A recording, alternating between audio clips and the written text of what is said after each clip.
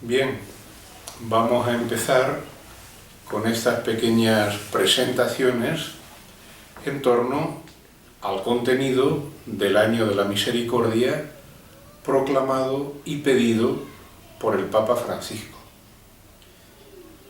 Y en estas presentaciones vamos a empezar como marcando un horizonte, como diciendo, aquí estamos, con objeto de que luego posteriormente vayamos paso a paso diciendo lo que es la misericordia, sus exigencias, las prácticas que exige, el tipo de conversión, etcétera, etcétera.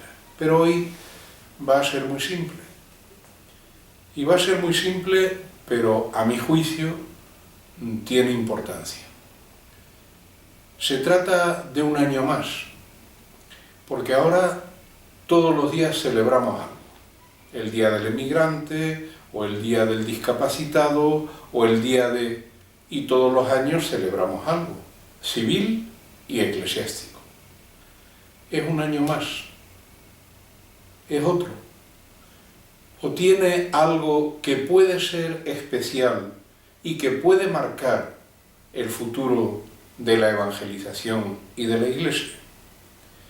Pues a mi juicio, ciertamente le veo en este segundo plano. No es un año más. Es un año con ciertas características muy peculiares que puede marcar una, iba a decir ruptura, no es ruptura, pero sí un salto, un cambio de dirección, un giro. Por tanto, podemos estar ante un momento muy importante. En primer lugar, la insistencia del Papa en este asunto es muy fuerte. No se trata ya del año, en realidad.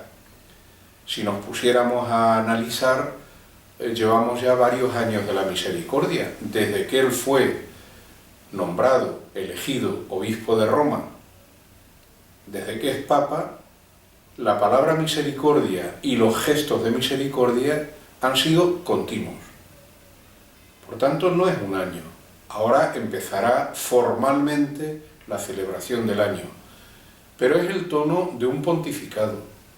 Y es el tono de un pontificado que es el primero del post-concilio. Porque ya los papas que fueron obispos en el concilio, los grandes peritos, han ido desapareciendo y estamos en una etapa nueva. Os quiero recordar algunas cositas de esta etapa para que caigáis en la cuenta. En primer lugar, no olvidéis que estamos ahora mismo en la vorágine, en el ojo del huracán de la revolución cultural quizá más honda que se ha producido en la humanidad. La guerra mundial fue terrible. Tocó los cimientos de la civilización. Millones de muertos, desplazados, armas nuevas. Rompió la mentalidad, acompañada de una serie de elementos mediáticos que hicieron que ese cambio saliera enseguida a la luz y fuera conocido prácticamente por todos. Me refiero al cine y más aún después a la televisión. Ahí entrarían los cantautores, los filósofos, bien, pero todos estos, sin esa explosión mediática, hubieran tardado mucho más en llegar a la población. Esa revolución cultural, que conocimos con el nombre de Revolución de la Juventud, el Mayo francés, las grandes algaradas y encuentros en las universidades norteamericanas, allá por los años 66, 67, 68, 69, fue en realidad una gran revolución de los afectos. El ser humano ha ido haciéndose más humano en cada etapa y sacando a la luz sus dimensiones más internas. Primero han salido las dimensiones externas, el valor, la productividad, pero poco a poco han ido emergiendo, saliendo a la luz, las dimensiones internas del ser humano, que son las más hondas pero son a la larga las que más fuerza tienen y las que más potencial de cambio tienen. Lo que estamos viviendo a partir de la segunda mitad del siglo XX es una revolución enorme en los sentimientos, las emociones. Ahora mismo vemos como normal que programas de televisión, no digamos películas, fiestas, son auténticas celebraciones emocionales. Y que los sentimientos ocupen las primeras páginas y las primeras portadas. Y que no haya pudor en desnudar esos sentimientos con verdad o con mentira en programas a veces pagados, es igual. Pero eso gusta, eso engancha, eso seduce. La política se ha convertido en un juego de emociones. Pensemos, por ejemplo, en el nacionalismo. La economía es también un juego inseparable de las emociones. Pensemos en la propaganda. Es decir, ha llegado el momento en que la humanidad, por la gracia de Dios, por la presión de determinados elementos, a veces no buenos, ha dejado que emerjan, que salgan los sentimientos más íntimos, las emociones más constructivas o más destructivas. Pasamos una época de desarrollo de la inteligencia, la lógica, la metafísica, la ciencia. Pasamos una época de afirmación de la voluntad, el hombre volitivo. Hemos entrado en una época de afirmación de los sentimientos. Vivimos en un mundo en que cada día están más a flote y con más fuerza los amores y los odios. Los sentimientos en su aspecto más positivo, más luminoso, pero también en su aspecto más negativo, más peligroso. A esa revolución de los sentimientos, a esa enorme revolución cultural que ha traído un cambio de costumbres total, se une una situación sociopolítico-económica en el mundo totalmente nueva. La economía global o globalización de la economía. ¿Dónde quedan las fronteras? ¿Qué fuerza tienen ahora mismo los estados frente a multinacionales, a poderes internacionales? ¿Qué fuerza tienen los estados? Cada estado era un espacio, un trozo de tierra, donde normalmente habitaba una o varias naciones, pero con un estilo, un idioma, por lo menos un idioma principal, y dentro de sus deficiencias se entendían. Pero ahora eso salta. Y resulta que en todos los países aparece un pluralismo de religiones, culturas, estilos, costumbres, formas de pensar, de consumir. Un ejemplo que me viene ahora mismo a la mente. Estos días ha salido a la prensa, incluso con fotografías, pues un disparate relativo al Banco de los Pobres, a esta institución que recoge alimentos y reparte. Entonces, algunos de los voluntarios de este Banco de los Pobres han descubierto en contenedores cercanos a donde daban los alimentos cantidad, no un paquete ni dos, de alimentos, pues garbanzos, féculas. ¿Por qué? Porque iban a por los alimentos, se quedaban con el aceite, se quedaban con el colacao, se quedaban con lo que se puede consumir sin necesidad de elaborar, de transformar.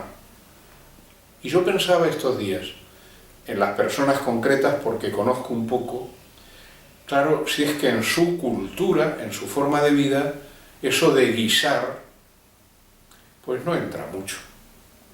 Pero no porque haya hambre o deja de haberlo, es que es otra forma de vivir. Tardarán en acostumbrarse. Bien, pues eso lo tenemos en nuestras ciudades, en nuestros pueblos, en todos los lugares. Claro, eso trae problemas. Ya Huntington previó el choque, la confrontación entre las civilizaciones al ocupar ahora el mismo espacio. Y lo estamos viendo, desde el Estado Islámico que llaman, esa corriente musulmana extremista, cruel, salvaje, destructiva, pero que tiene mucha fuerza y que seduce a jóvenes musulmanes que se han educado entre nosotros, que han nacido en nuestros estados, que tienen nuestra nacionalidad, que han ido a nuestras escuelas, a nuestros institutos. ¡Qué cambio más enorme! Por un lado, los estados se rompen en pequeños nacionalismos, pero por otro lado, las fronteras se eliminan. Y ahora vamos a estar codo a codo, personas muy distintas, a veces contrapuestas, sensibilidades que pueden chocar y llegar a la violencia. Y si estamos en un momento de explosión, de eclosión, de salida de las emociones, en este contexto sociopolítico-económico, los odios y los amores pueden llegar a límites de una capacidad constructiva enorme o de una capacidad destructiva enorme. Bien, cuando el Papa plantea el año de la misericordia, está plenamente en línea pues, con el Vaticano II, acordado de la predicación del amor de Juan XXIII, y con las encíclicas sobre la caridad del Papa Benedicto. Aparentemente no hay cambio, pero sí lo hay, sí lo hay. La misericordia no es solamente el amor. Misericordia, corazón, es amor al que está en situación de miseria, al miserable. Ah, esto es distinto. Y por lo tanto es amor de abajarse, de acercarse, de aproximarse, pero es que hoy la misma vida nos aproxima, porque estamos juntos y mezclados. Y una de dos, pensáis en una epidemia, en el ébola, pensáis que no se hubiera controlado, que estuviera saltando fronteras, ¿qué quedaría? Tres alternativas. Hacer guetos de defensa, donde no se deje entrar a nadie sospechoso, y cerrar esas pequeñas fronteras. La distancia, los castillos medievales, ciudades defendidas, ciudades sin paso franco, o la destrucción de esas personas si llegara un momento en que no hubiera más remedio. Las películas de los zombies. O una tercera, los misioneros en el ébola, dejarse contagiar. La misericordia expone al contagio. La misericordia es un amor peligroso para el que lo padece y lo tiene. El año de la misericordia no es un año para ser un poquito más buenos, más generosos, dar más limosna, empujar un poquito más la justicia. Es otro horizonte.